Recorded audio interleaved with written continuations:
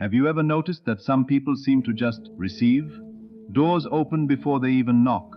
The right message arrives at the exact moment they needed it. Money shows up. People show up. Opportunities show up, not because they begged the universe for them, but because they never doubted they were coming. And then there's the rest of us, waiting, watching the clock, refreshing the page, whispering the same wish for the 100th time, wondering if this is the night it finally happens. Here's the question nobody asks you. What if the miracle was never late? What if you were the one who kept starting over, hoping today, doubting tomorrow, hoping again the next day, and the universe was simply mirroring the only thing it can mirror, the person you kept proving yourself to be? This isn't a video about waiting harder, praying longer, or wishing with more intensity. This is about something quieter, something most people overlook entirely, because miracles don't arrive because you asked well enough. They arrive because you became someone they could naturally find. Stay with me. What you're about to hear will change the way you receive. Not just today, but for the rest of your life. Let's be honest with each other for a moment. You've asked before. You've hoped before. Maybe you've cried in the middle of the night, hands folded, asking for a way out of something, a relationship, a debt, a diagnosis, a dead end. And when the miracle didn't come on your timeline, some quiet part of you began to wonder if you were the problem, if you weren't spiritual enough, if you didn't believe hard enough, if maybe miracles were for other people. I want you to hear this clearly. You were never disqualified from receiving. You were simply looking for the miracle outside of you, when the entire mechanism for receiving it was installed inside of you the whole time.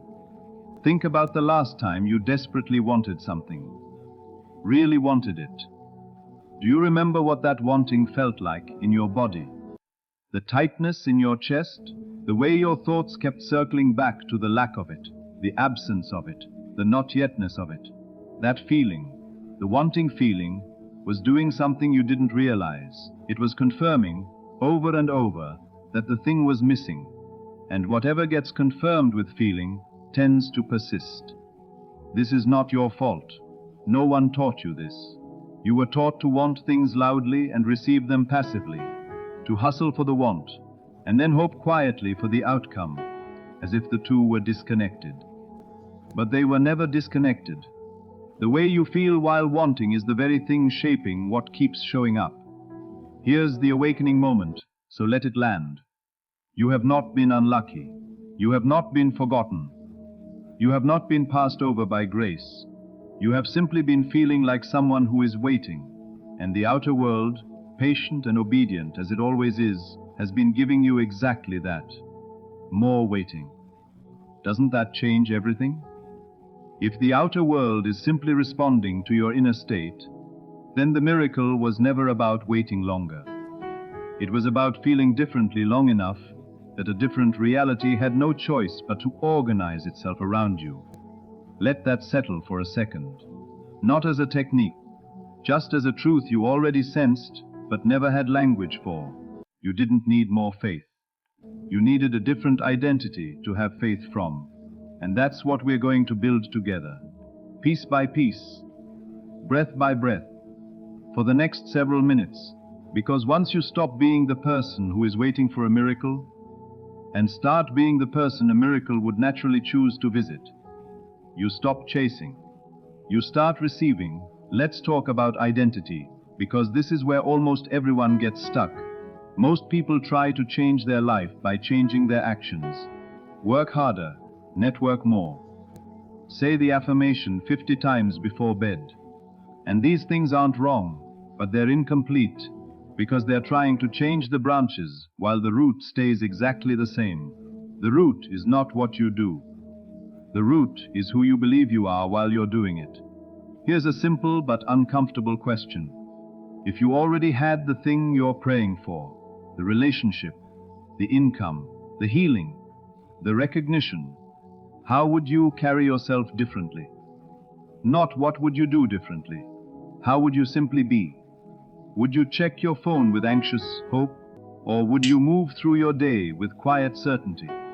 Would you speak about your dream with a nervous laugh, half apologizing for wanting it? Or would you speak about it like it's already settled, already handled, already yours? That difference, that subtle shift in being, is the entire hinge the miracle swings on. Most people are trying to earn their way into a new identity through proof. Once I have the money, I'll feel secure. Once I'm loved, I'll feel worthy. But this gets the order backwards. The feeling of security is not the reward for having money. It is the soil the money grows from. The feeling of being loved is not what happens after you find love. It's the frequency that makes you recognizable to it. You are not waiting for evidence to feel differently. You are meant to feel differently first, and let the evidence catch up. I want you to notice something about your current life. Every result you see around you right now, every relationship, every dollar, every open door or closed one, is not random. It is a photograph of the identity you've been unconsciously rehearsing. Not your goals, not your wishes. Your rehearsed identity, the one you return to by default when no one's watching, when you're tired, when you're honest. This is why willpower alone rarely works. Willpower fights the current identity. Real transformation replaces it. So here is the shift I want to offer you, gently, without pressure. Stop identifying as someone who is trying to manifest. Start identifying as someone who has simply forgotten, temporarily, that the thing is already handled. Not someone begging the universe. Someone who already lives in the version of reality where the answer came, and is simply walking patiently until the outer world catches up to what's already true within. This isn't pretending.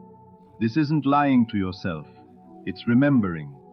It's choosing which version of you gets to lead, because the moment you feel like the receiver instead of the requester, the entire tone of your life changes. You stop checking for signs. You stop refreshing for proof. You start moving with the calm, unmistakable posture of someone who already knows how this ends. That posture is the miracle magnet, not effort, not begging, identity. Now let's go deeper into the actual mechanics of how this inner shift becomes an outer reality, not abstract philosophy. Principles you can actually live by, starting today. Principle 1. Reality responds to rehearsal, not requests. Every time you replay a scenario in your mind, worry, wish, daydream, you are rehearsing it. And your inner world cannot easily tell the difference between a rehearsal done in fear and a rehearsal done in certainty. It simply stores the emotional signature and starts producing matching conditions. Most people rehearse the problem obsessively, and the solution only occasionally, in fleeting hopeful moments. Naturally, the problem gets more airtime, more emotional investment, so the problem is what keeps returning. Here is the shift. Instead of asking for the outcome, begin quietly rehearsing the scene where it has already happened. Not the moment of receiving it, the moment after, where it's simply normal. The everyday conversation you'd have once it's no longer new. The mundane, comfortable, unremarkable feeling of it already being part of your life. That's what makes rehearsal powerful. Not the fireworks, but the calm, boring certainty of it already being so. Principle 2. The feeling is the signal, not the words. You can say the right words all day. I am worthy. I am abundant. I am healed. But if the feeling underneath those words is doubt, longing, or desperation, the feeling is what gets transmitted. Words are the container.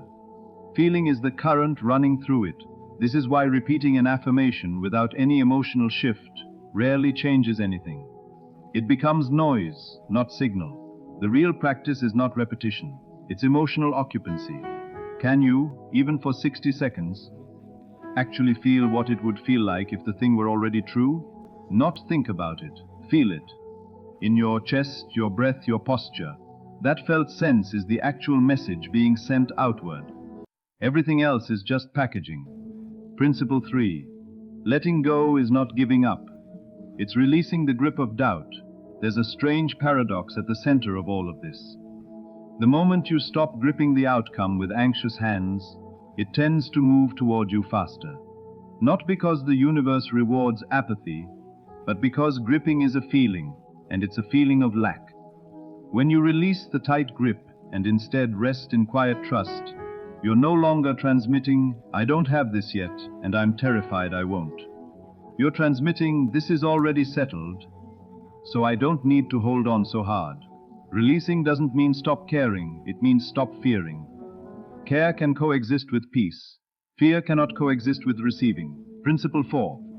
You are always living someone's future self. Choose. Right now, in this moment, you are already living as a future version of some earlier self. The you from 5 years ago would look at your life today and feel something. Pride, or grief, or ordinary familiarity. That means the mechanism is already proven. You already do become new versions of yourself over time. The only real question is whether you leave that process to drift, or whether you consciously choose the identity you're becoming. The version of you who has already received what you're asking for is not a fantasy. It's simply a future you, arriving early, on your invitation, instead of arriving late, by accident. Every principle here points to the same center. Reality is not something that happens to you while you wait.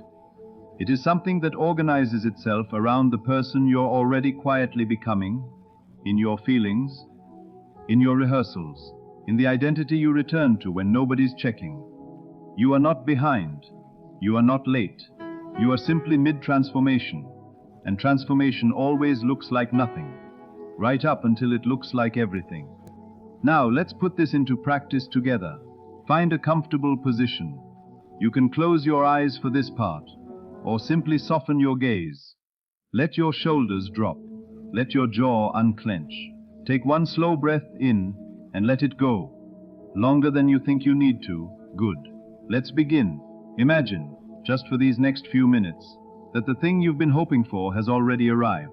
Not arriving, arrived. Settled, normal. Notice I'm not asking you to imagine the moment you receive it.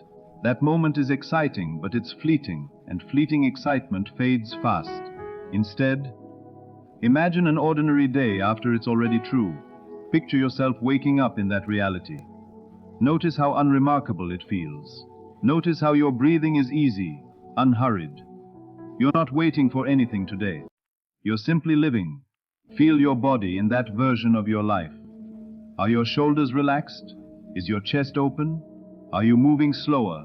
Because there's no more urgency chasing you. Now imagine speaking to someone you love, from inside that reality, casually mentioning the very thing you once desperately wanted, the way you'd mention the weather. No charge, no desperation, just simple, settled fact. Let yourself feel the quiet relief of that. Not euphoria, relief. The relief of no longer needing to convince yourself of anything. The relief of a closed loop. A finished story. Stay here for a few more breaths. Let this feeling soak into you, the way warmth soaks into skin after stepping into sunlight. Now, gently, silently or aloud, repeat these affirmations. Not as words you're trying to convince yourself of, but as quiet truths you're simply remembering. I no longer chase what is already mine. I move through my days with the calm of someone who already knows how this unfolds. I release the grip. I keep the trust. My peace is not waiting on an outcome. My peace is what invites the outcome home. I am not behind schedule.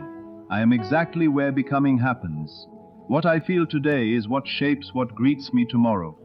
Take one more breath. Let it be slow. Let it be full. And when you're ready, gently return your attention to the room around you, carrying this feeling with you, not as something you visited, but as something you now are. Here's what I want you to remember, long after this video ends. You were never meant to spend your life waiting at the door, hoping someone else, fate, luck, the universe, would decide when to let the miracle in. You were always meant to become the kind of person that door simply opens for, not through more effort, not through more begging, through a quiet, steady shift in who you decide to be, starting on the inside, long before the outside has any proof to offer you. So from here forward, let your identity lead. Let your feeling lead. Let your rehearsals be calm and certain instead of anxious and repeated. And watch, not with impatience, but with the settled curiosity of someone who already knows, how differently your life begins to respond to you. You are not waiting for a miracle anymore. You are simply, quietly, becoming someone they can find. If this found you at the right moment, let it be a reminder you return to. Not once, but as often as you need, until it's no longer a reminder at all. Until it's just who you are. Thank you for spending this time with me. I'll see you in the next one.